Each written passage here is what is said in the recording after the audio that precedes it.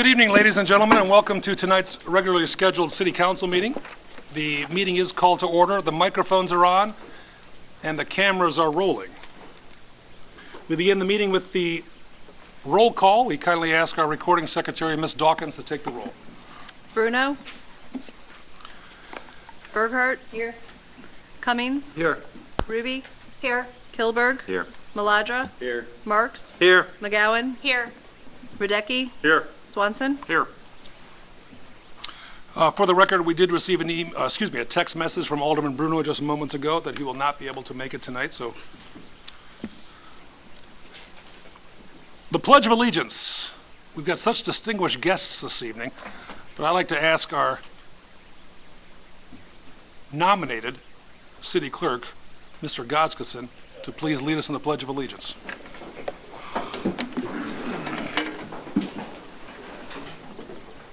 I pledge allegiance This is to the flag of the United States of America and to the republic for which it stands, one nation, under God, indivisible, with liberty and justice for all. Thank you, sir.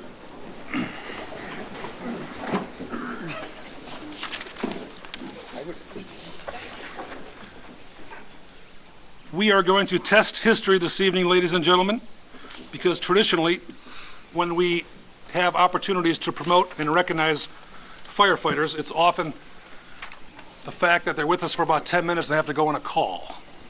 So we're going to see what happens this evening. It's my pleasure to introduce everyone who has not yet had the opportunity to meet our good friend Gavin Hayes. Mr. Hayes? Sir. Podium is yours, sir. Tonight we're promoting you to battalion chief. Yes, sir. Now, your family's with you tonight. Yes, sir. Do you want to recognize those good folks? Sure. I met your mom and dad about 4 o'clock. They arrived early. They're early people. There are they? So I have my stepdad, Phil Conley, my mom, Melissa Conley, my dad, John Hayes, my stepmom, Marilyn Hayes, and in the next row is my wife, Christina, my daughter, Jordan, and my son, Eli. I had the pleasure of meeting them earlier this evening. And Eli is going to be in first grade. Yes, sir. Very exciting. And fifth grade for Jordan, is that right? Over at Williamsburg Elementary School. So the question is Dad done building the house, or is it still Mostly done. mostly done? Okay. And you got all the permits? Yes, sir. Okay. That's a good answer, Gavin. Opened and closed. Yes, sir. For the benefit of everyone tuning in as well, share with us a little bit about yourself and your history with the Geneva Fire Department.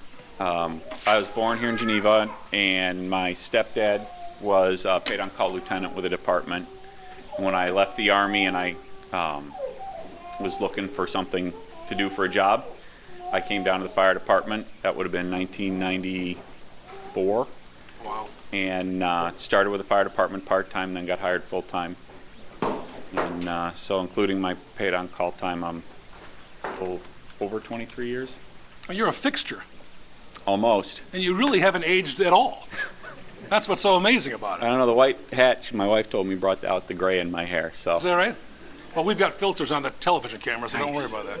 Perfect. Now, share with us your history of service in the Army. I was a chief warrant officer in the Army Reserves. I flew helicopters for 5 years. It's amazing. And then was in the reserves, and then they closed my unit, and I was looking for work. Wow. Well, thank you for your service. Not only there, but of course here in Geneva as well. If there's no objection, I'd love to administer the oath. Certainly, sir. And by all means, invite those of you who'd like to join you while we do so. Want to come up, Dad? You guys want to come up? Yeah, you too.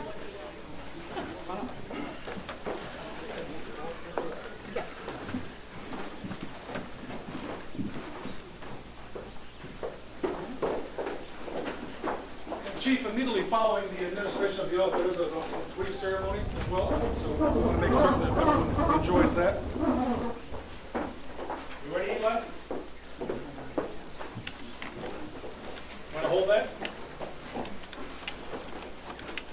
Now, do you want the city attorney in the backdrop or no? I got the By all means. I kindly ask that you raise your right hand and repeat after me. I, Gavin Hayes, I, Gavin Hayes, having been appointed to the office of Battalion Chief in the city of Geneva, having been appointed to the office of Battalion Chief in the City of Geneva, County of Kane, aforesaid, County of Kane, aforesaid, do solemnly swear do solemnly swear that I will support the Constitution of the United States that I will support the Constitution of the United States and the Constitution of the State of Illinois, and the Constitution of the State of Illinois, and that I will faithfully discharge the duties of the office of Battalion Chief and that I will faithfully discharge the duties of the office of Battalion Chief according to the best of my ability, according to the best of my ability. so help me God. So help me God. Congratulations.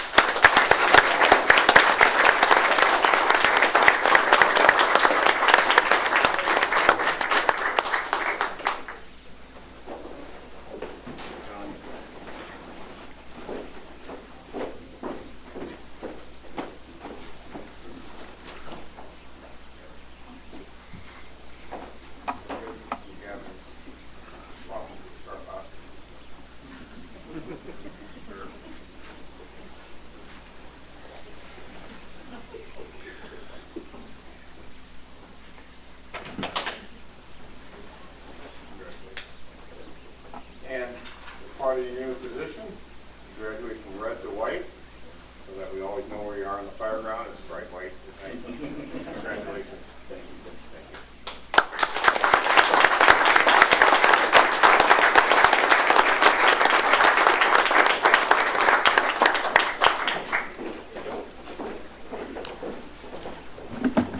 It's totally official, right? Yeah. Congratulations.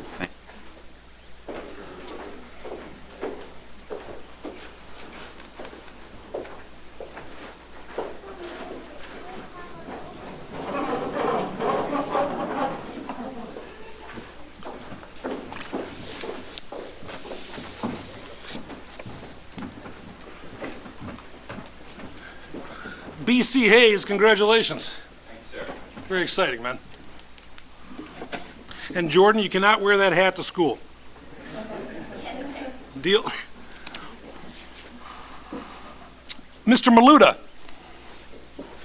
Welcome, sir. And you've got a fan base with you as well, and I've been told by said fan base that there is dinner afterward. Yes. Have you decided where you're going? And do not reference a restaurant outside of the city of Geneva. You're going across? Really? Sergio's? No kidding. We actually, when I was sworn in 5 years ago, we left immediately and went to Sergio's. Oh, I know. And I heard that you didn't pay the bill 5 years ago. My memory's a little foggy. Is it? Okay. You have some special guests with you this evening as well? Yes. So everybody's been milling about, but my wife Sarah, daughter Sophia, son Nicholas, it's my mother Sandy, my other son Leo with my mother-in-law Karen, my father-in-law Nick, sister-in-law Diana, her fiance Ryan, my aunt and godmother Ruth, and then my grandmother Irene, and then my dad Dan, also Dan, Wow. over in the corner. And it's someone all the way from Palos Hills. Heights. Sorry. Oh, and from Lamont. Unbelievable. Now, the question is, who's paying for dinner? You've got, I'm gonna try. are you? I'll try. I can't guarantee it's gonna happen, but Ask for the chief's credit card. See, would you kindly share with us a little bit about your history with the fire department? And a little Okay. bit about yourself as well. okay. So we'll start with the fire service, I guess. I grew up in Naperville, and when I was in college, I got my EMT license. Started out as a volunteer while I was in school. Got Where'd you out. go to school? University of Illinois. Not familiar with that, are you? It's a really small state school. Yeah, it's got one correspondence school, isn't it? Right. Yeah. Graduated, worked part-time in Hanover Park for a year, and then got hired full-time in Plainfield. I worked there for 3, and I left there to come here.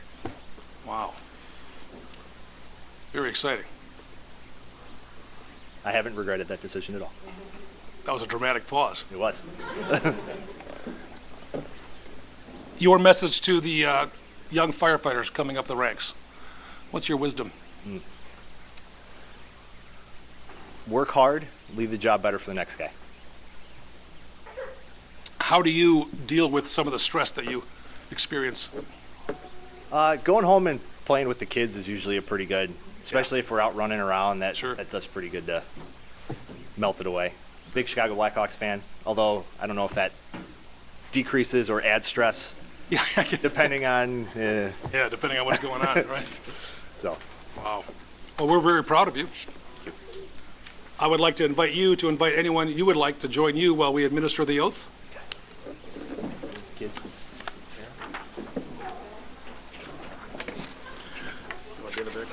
I'll go this way.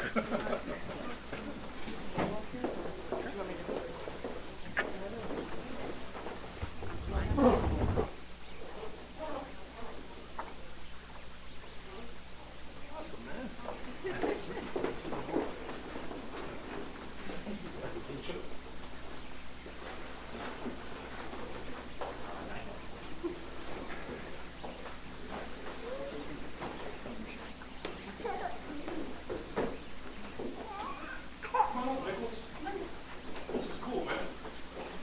Every time the lieutenant's promoted, you get free beer.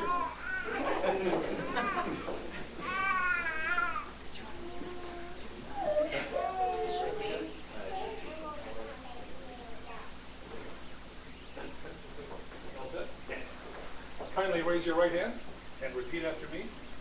I, Daniel Maluda, I, Daniel Maluda, having been appointed to the office of Fire Lieutenant in the city of Geneva, appointed to the office of Fire Lieutenant in the city of Geneva, County of Kane, aforesaid, County of Kane, aforesaid, do solemnly swear do solemnly swear that I will support the Constitution of the United States that I will support the Constitution of the United States and the Constitution of the State of Illinois, and the Constitution of the State of Illinois, and that I will faithfully discharge the duties of the office of Fire Lieutenant and that I will faithfully discharge the duties of the office of Fire Lieutenant according to the best of my abilities, according to the best of my abilities, so help me God. so help me God. Congratulations.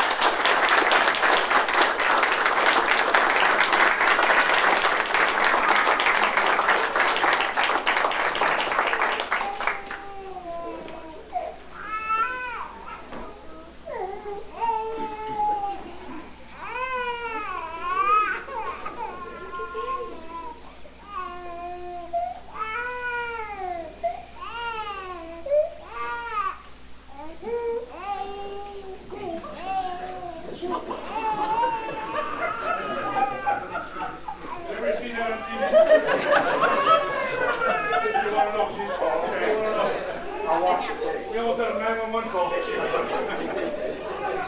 All right, we're going to go later. Laura's going to ask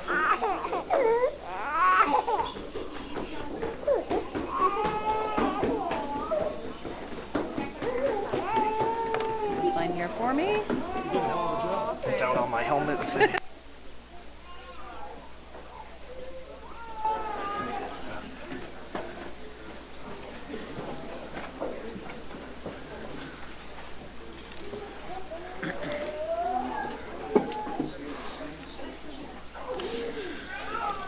What time does Leo normally hit the hay? Later than everybody else. Is that right? Sorry, Leo.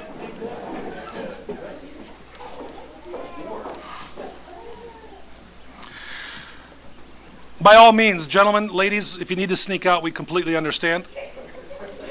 Leo, stick around. Item B, ladies and gentlemen, introduction of wastewater treatment operator Justin Noel. Justin, come on up, man.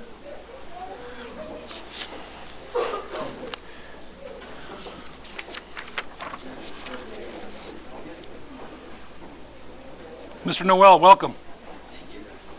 Is that microphone on? I think it is, isn't it? Thank you.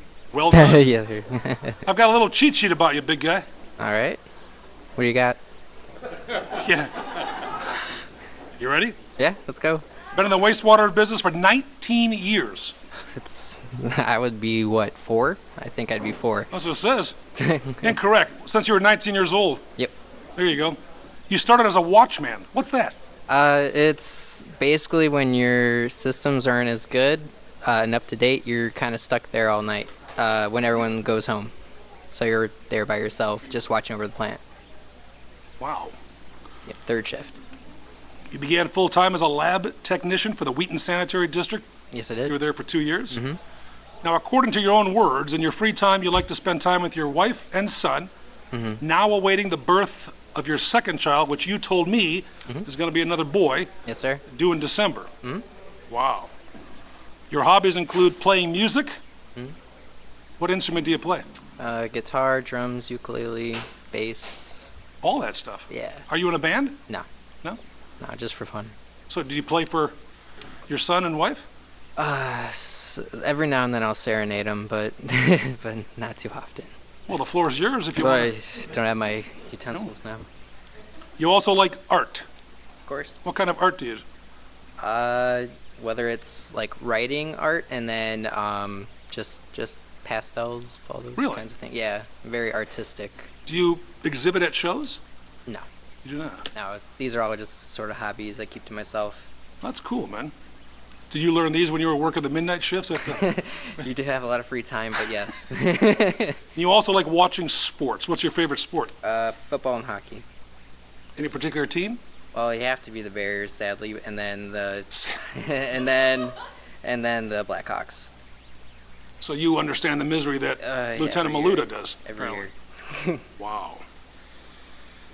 Well, we're proud to have you, man. Well, I appreciate it. And I know that Mr. Van Gescam and Mr. Babick are equally as proud. Well, I appreciate that too. Yeah, welcome aboard. Thank you. Mr. Noel's been on board since May 8th, It's 1 month. so we're glad you're here. Thank you. Thank you. All right. Good luck and be safe. Ladies and gentlemen, item 3C is to consider the mayor's appointment of Roger Godskison as city clerk. So moved. Alderman Marks makes the motion. Alderman Radecki makes the second. Mr. Godskison and I had the pleasure of speaking last week. I advised him, as I did all the candidates, that the entire council received the batch of all candidates who expressed interest in the position. And we are delighted that you've accepted my invitation to be nominated this evening. Your nomination is formally on the floor. After we take that vote, we are going to administer the oath to you as well. So we have a motion, we have a second, and a roll call vote would be in order. Burkhart? Aye. Cummings? Aye. Ruby? Aye. Kilberg? Aye. Maladra? Aye. Marks? Aye. McGowan? Aye. Radecki? Aye. Swanson? Aye. The motion is 9 affirmative votes, no nay votes, well done, and 1 absent. May I be so honored as to administer the oath? Wonderful. And please introduce your guests with you today.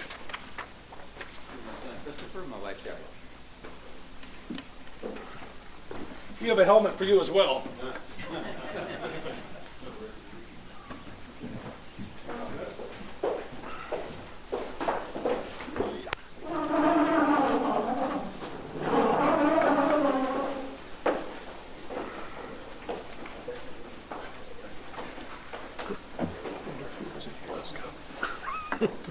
All set?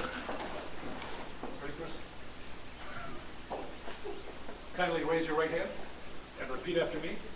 I, Roger Godskison, I, Roger Godskison, having been appointed to the office of city clerk having been appointed to the office of city clerk in the city of Geneva, county of Kane, in the city of Geneva, county of Kane, aforesaid, aforesaid, do solemnly swear do solemnly swear that I will support the Constitution of the United States that I will support the Constitution of the United States and the Constitution of the state of Illinois, and the Constitution of the state of Illinois, and that I will faithfully discharge the duties of the office of city clerk and will faithfully discharge the duties of the office of city clerk according to the best of my abilities, according to the best of my abilities, so help me God. so help me God.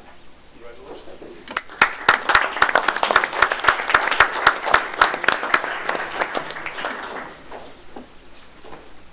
And you have to sign that with Stephanie, and then we invite you to join us at the dais. We expect the minutes tomorrow at noon.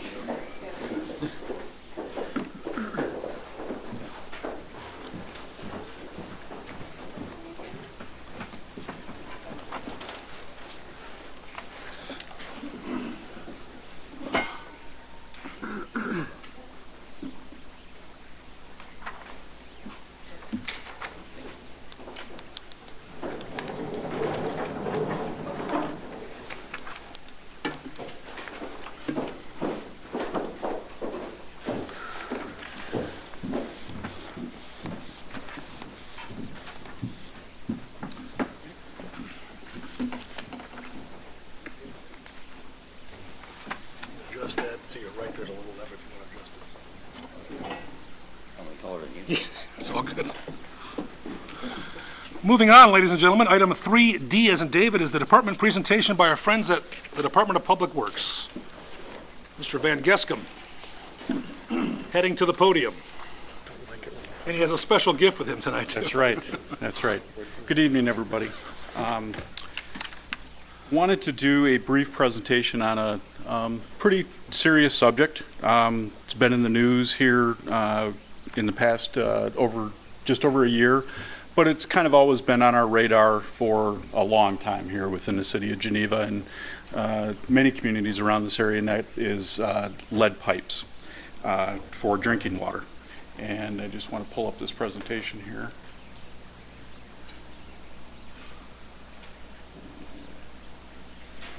And I just want to give you some information on it and maybe some talking points or discussion items that you can take with you. A little history about lead water services. It was a popular choice as a water service pipe due to the ease of installation and that it lasted longer than iron. So we're going back to the original installation of the early settlers within the city here. And also other communities along in the United States. The health risks associated with lead piping were recognized in the late 1800s. So it was early on that it was recognized. By the 1920s, many cities concluded that the engineering advantages of lead were outweighed by the public health risks. In Geneva, here, since 1990, Geneva has been adding phosphates to the drinking water to protect lead and copper services from corroding, which would also lead to leaching the lead or copper into the drinking water. In 1991, the EPA developed the lead and copper rule, which communities had to abide by. This requires water systems to monitor drinking water at the customer taps. The city provides the sample bottles and instructions to the residents. Those residents and addresses need to be approved by the EPA, and it's the first draw sample first thing in the morning. So they want the water to be sitting in the pipes for roughly 6 to 8 hours and then take the sample. So if the lead concentrations exceed the action level of 15 parts per billion or the copper concentrations exceed the action level of 1.3 parts per million in more than 10% of customers tap sampled, the system must undertake actions to control corrosion. Now, City of Geneva has always been in compliance with this, has done very well. So we've got a reduced sampling schedule. So what that means is the 30 sites that are approved are tested every 3 years. So we have 15 lead and 15 copper services and residents' homes that we sample from. What I'll do is I've got a sample of a lead pipe here. I'll just pass around just so you can see what it is. And what you'll notice is on the inside there is a white film. That is the phosphates that we add to the water to protect the lead from leaching into the water. I would have gotten a bigger sample, but I was afraid to start getting each other.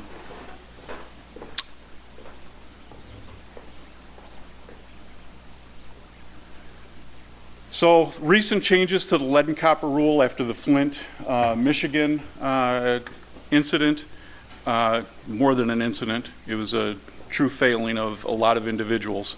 One of the major changes in the lead and copper rule were for schools, for making sure that drinking fountains or anything that was related to food preparation or drinking water had to be identified, and from there were to be sampled. I don't want to go into a lot of the school information because, that is theirs. We fought long and hard as members of the AWWA to let the schools take on that responsibility. We're providing the water to them. What happens inside the building yes, we do care about it, but that's up to them to resolve those issues. We didn't want to get involved in that. So I'll leave a fact sheet here. It's a 2-page fact sheet if anybody wants to pick it up about what the responsibilities are for the schools.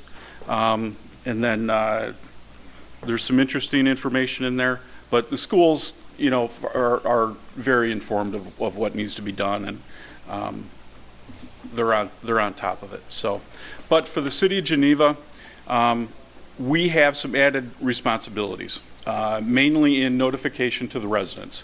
One of the requirements that we have is when we do a water main replacement, let's say last year we had River Lane. Older part of town, we know that we have lead services down there. So we wanted to make the residents informed of what we were doing, that when we repaired or took the new line to the B-box, that water service was going to be affected.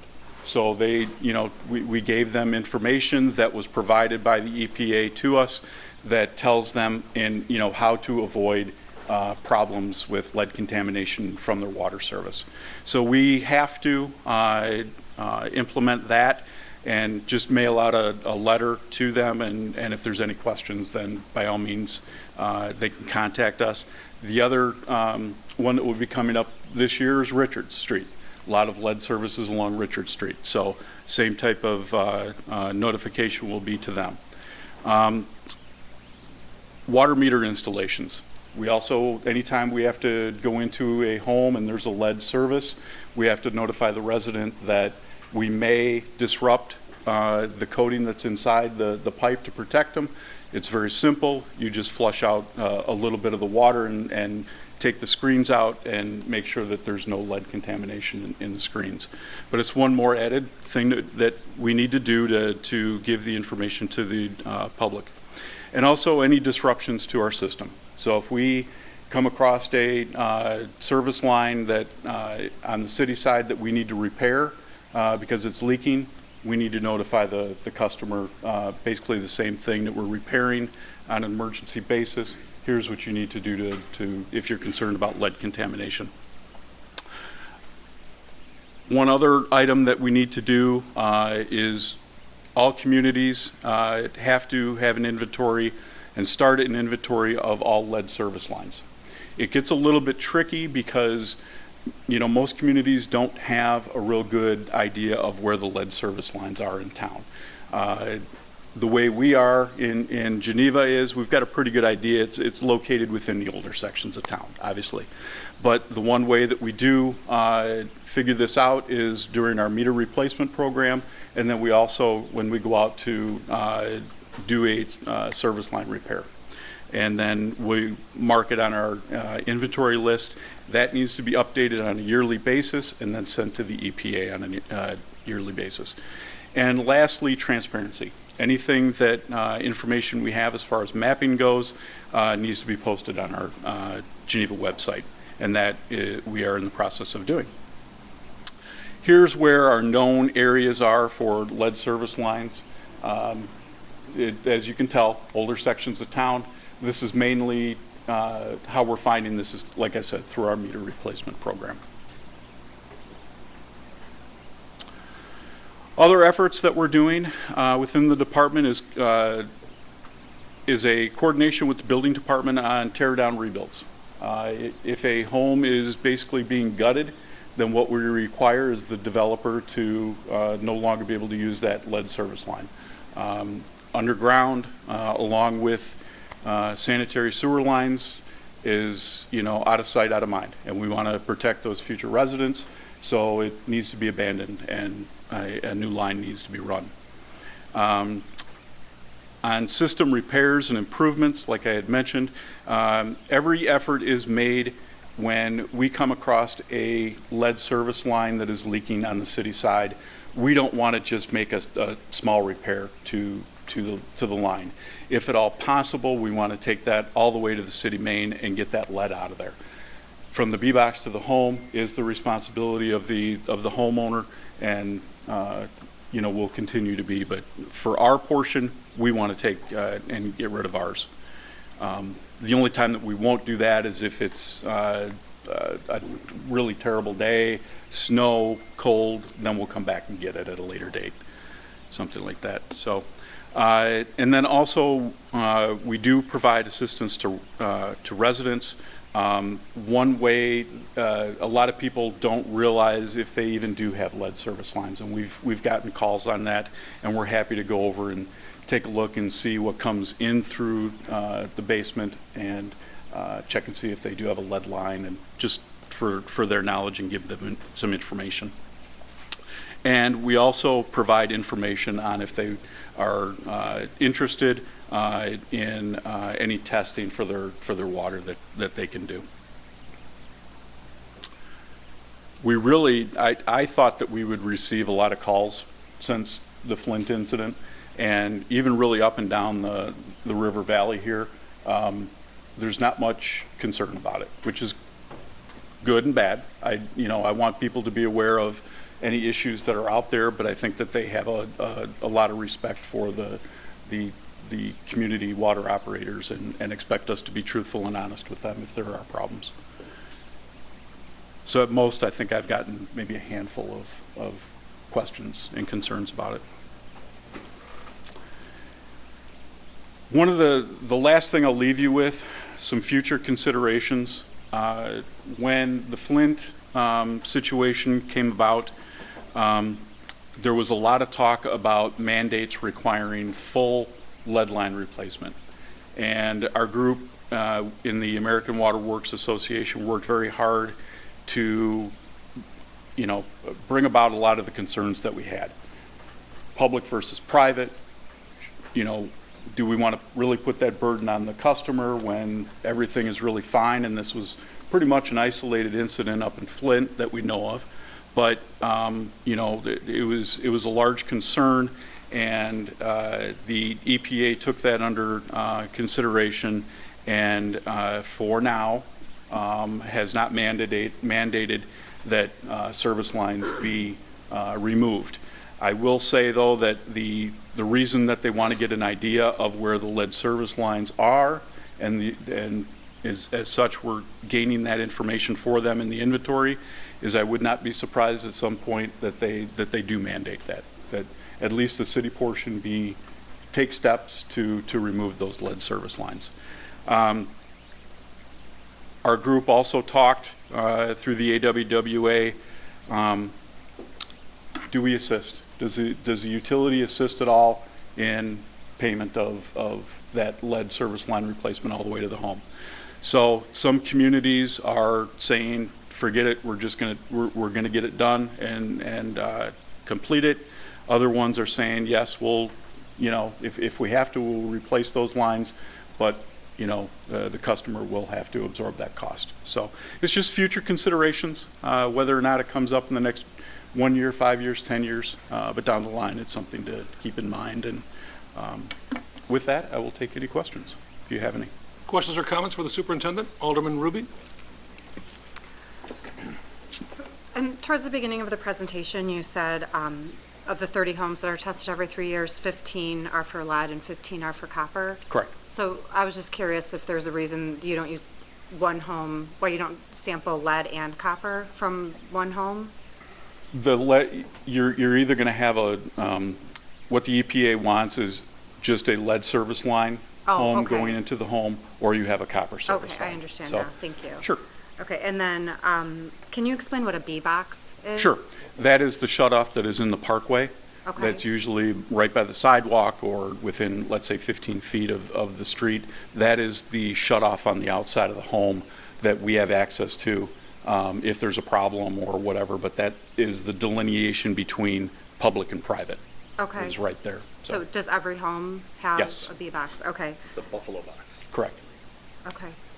And then if someone is concerned about lead, you said the city will provide testing information. Can you just give us a quick summary of what type of information you would provide to a concerned? Sure. It's very simple. We would point them in the direction of a couple labs. One lab is Suburban Labs here in Geneva.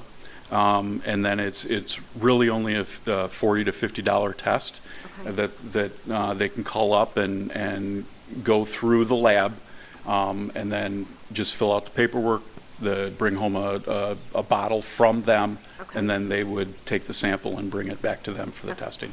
So the homeowner absorbs that cost of the test, correct? Right, correct. Okay. And is that, does it matter if their home has a lead or copper service line, or if it's the piping, if it's an older home that has old piping in it? Does that make a difference? It could. One of the problems that we face is a lot of times if there comes back a positive for lead in samples, the service line can be perfectly fine. Okay. It can be the fixtures that are the problem. Okay. With the older fixtures that are in the homes probably were made out of partial lead, so that could be a contributing factor. And is there a general, like, at what age home do you typically see? Like, if a home was built in the 70s, is there any chance of? Probably not. Okay. Yeah, those were all copper. It's usually in the early 1900s to, let's say, the 1930s. Okay. So. Thank you. Mhm. Alderman Burghardt? Thanks, Bob. That's a really good presentation, and I'm going to share it with my residents, because Mike and I, the leads, we're the dots, basically, where Right. we represent. What's the concern with copper? Just, you don't want to have leaching of the copper either into, it has a maximum contaminant level also. So, and the other part of that is the lead solder that was used also back when in homes, to where the lead could also show up as a contaminant that way. So the coating seems to have been working for decades now. When it works, or when it's. What's the concern when you talk about these mandates? Is it because of the kind of PR disaster and obviously the health disaster that is Flint, Michigan? Yeah. I mean, is there a concern in cities that aren't as well run as Geneva and some of ours in northern Illinois that you could have that you just need to get rid of it, because if you don't have a situation where the water department's well run, you could have another case? I don't want to speculate, but the situation in Flint, I think, was money driven. There's certain towns that are, hard hit, and don't have the available funds, and I think sometimes they have to make choices, and this one was obviously a bad one. Mm-hmm. So the thought is and the problem with lead, I know with lead paint is, it lasts forever, right? So do lead service lines, do you have to replace them you obviously, they've been around for a long time, right? Yeah, we really, we'll see a handful of failures a year, but that's pretty low. So you're talking, going on 80 to 100 years that they've been in the ground, and as you can see, that pipe is in perfect condition. It stays around a long time. Really, where you'll get either cracks that go along where maybe during the manufacturing of it, something wasn't quite right, so it finally failed by a crack that got into it, or it will be right at the connection to the V-box. So it'll take a concerted effort, like something like this, it hasn't naturally occurred where these lead service lines will just be replaced, and we'd be waiting decades and decades for that to happen. Yes, but we're, as we replace the water mains in town, and we're going after the older sections in town that are aged, we're going to be replacing the city portion. That's something that we're, definitely going to do. But from, like I said, it's the private portion that is not getting touched. So.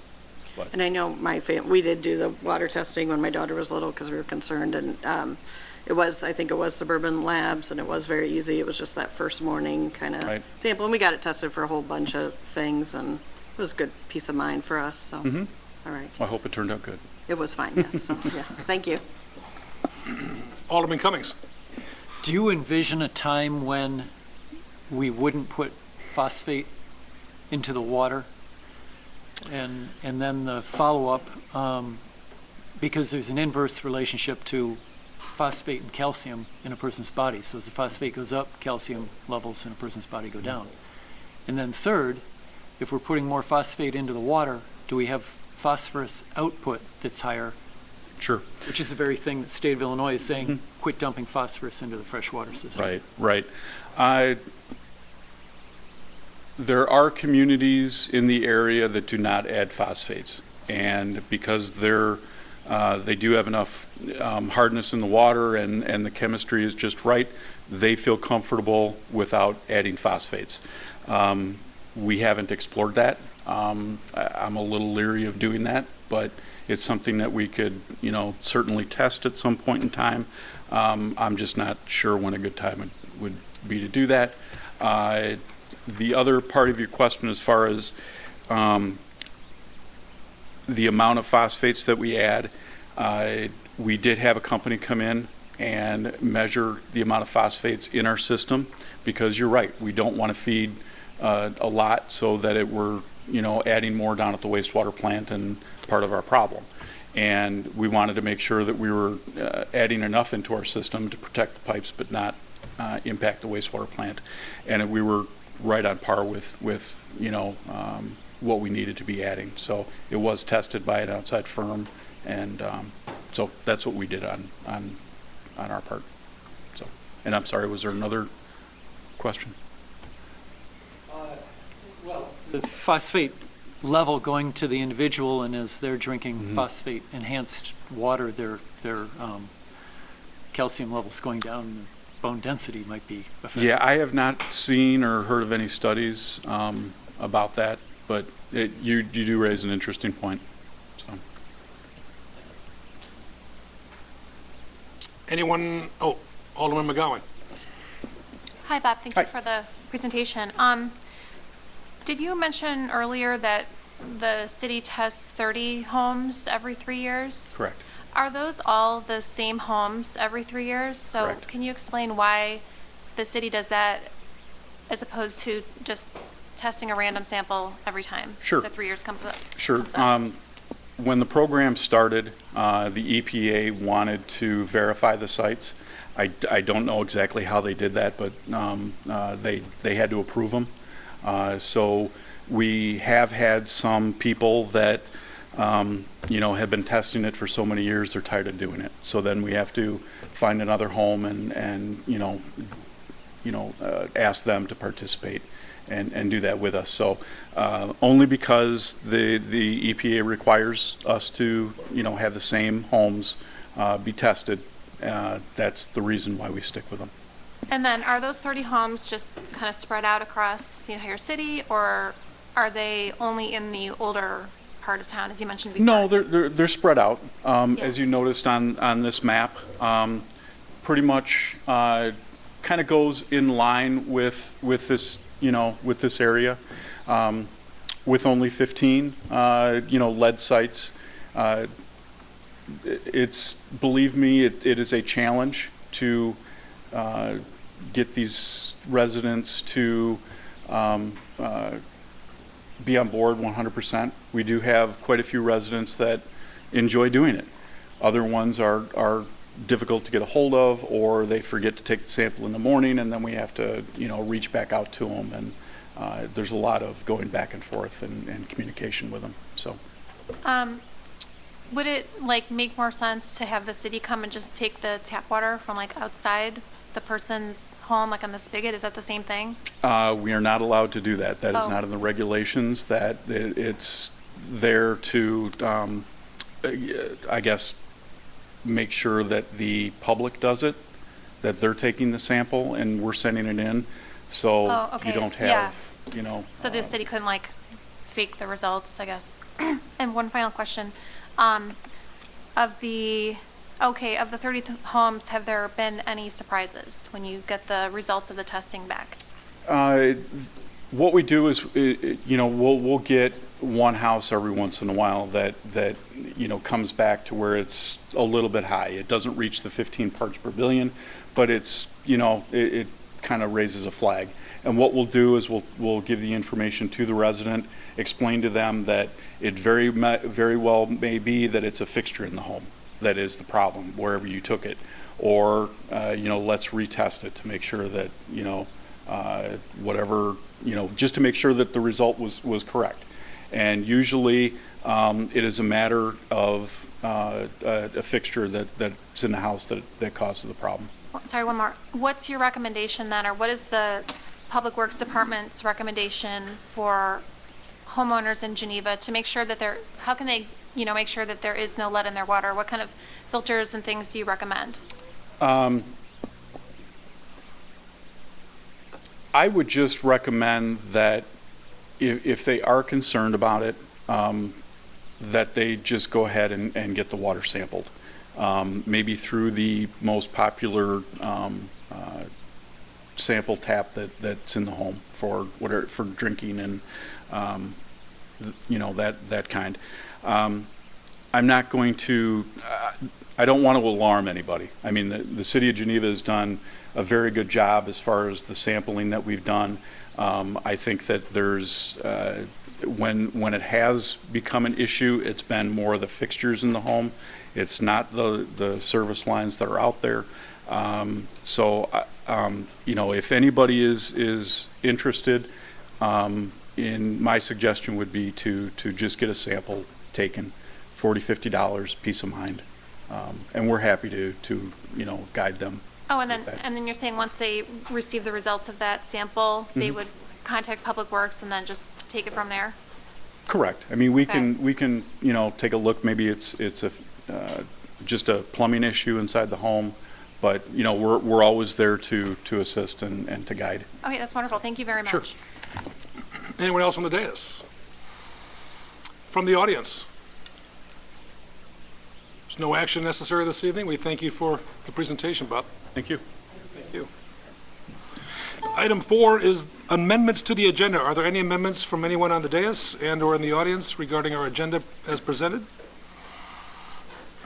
Item 5 is the omnibus agenda. All items marked with an asterisk are considered to be routine by this council and can be considered and acted upon with one motion.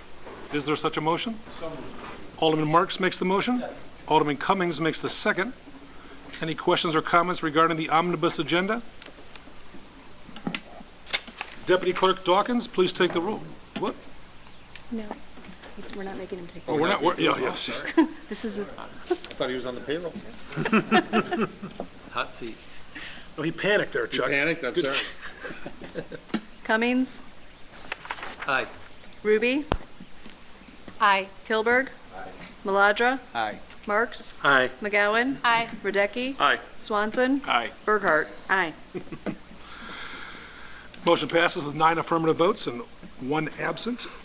We skip down to item number 10, municipal bills for payment. We kindly ask our deputy clerk, in 2 weeks it'll be our clerk, to read the bills in their aggregate for our consideration this evening. Municipal bills for payment total $3,070,795.28. So moved. Alderman Kilberg makes the motion, Second. seconded by Alderman Marks. Just as a reminder, these bills are available on our website and in your packet this evening. One question. Yes. Stephanie, I usually write these to you before the meeting when I have a question, so I apologize. And you may not know the answer off the top of your head, I get that. But a couple of charges that I was wondering about.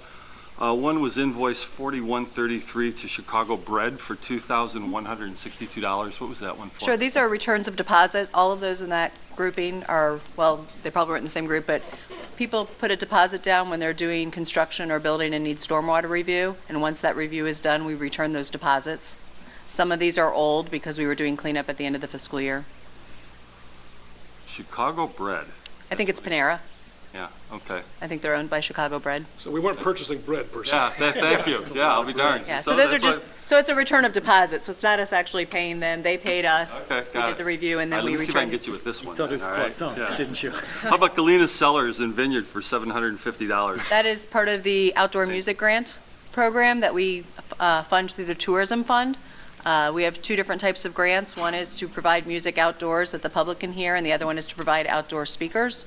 And they get a matching grant, so it's a 50-50 grant up to $1,000 in a year, and they can have no more than so many grants. Thank you. Bread and wine, that's a heck of a combination, isn't it? It's like, Yes, it is. to pay the Betty Ford Center, is there a second? No? Okay. Any other questions regarding the bills? Madam Deputy Clerk, roll call, please. Ruby. Aye. Kilberg. Aye. Maladra. Aye. Marks. Aye. McGowan. Aye. Radecki. Aye. Swanson. Aye. Burkhart. Aye. Cummings. Aye. Motion passes with 9 affirmative votes and 1 absent. Item 11A, under Committee of the Whole items of business, is to approve ordinance number 2017-16, amending Title VI, chapter related to miscellaneous offices, it should be offenses, I believe, marijuana possession and drug paraphernalia possession. Is there a motion? So moved. Marks makes the motion, Second. seconded by Cummings. This matter is open for discussion. Any comments or questions from the dais? This is regarding the fines as recommended by the police department and debated, I think, extensively last week. Seeing none, anyone from the audience? Madam Deputy Clerk, please take the roll. Kilberg. Aye. Maladra. Aye. Marks. Aye. McGowan. Aye. Radecki. Aye. Swanson. Aye. Burkhart. Nay. Cummings. Nay. Ruby. Aye. Deputy Clerk, is that a 7-2. 7 affirmative carries. votes, 2 nay votes, 1 absent? The motion passes. We skip down to new business. We invite anyone in the audience joining us this evening if they have any new business, questions, comments for the council. I see this young family here. Anything you guys like to ask a question of, or? Holy moly, he chose a good meeting, man. We're looking for something contested. We need both sides of an argument. Well, wait till you hear the motion to adjourn. That'll work. That'll work. We could reconsider the vote on the marijuana. Yeah, we have an hour's worth of talk on that. I think we Anyone could pull out. else? If not, motion to adjourn would be in order. So moved. Alderman Marks makes the motion. Second. Alderman Swanson makes the second. All in favor, please say aye. Aye. Cameras are off and microphones are off.